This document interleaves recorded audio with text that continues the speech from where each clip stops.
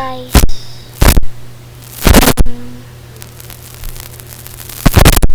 kung nanonood ka Kiki o kapitbahay si Kiki,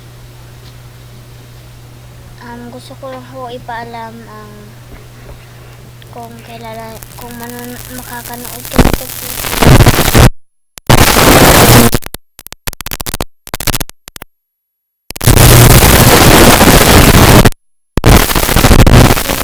Guys, alas 4 ho ng umaga. Nasa kaming lahat. May saysay umiiyak.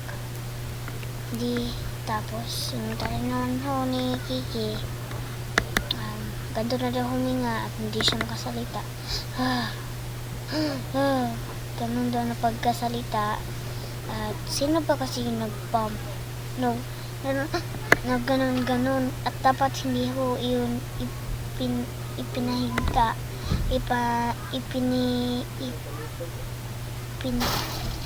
dahil ngay yung breast niya ay mahihirapan ding tumaas dahil nakaganto yung ulo hindi nakaganto at mahirapan pag ganun kasi yan pag ganun kaya mahihirapan ho talaga mag-breathe.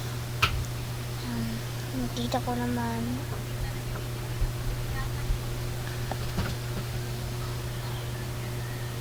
ko naman ho ay tumatakbo at punta siya agad dun sa may tindahan nila Uncle Dodong.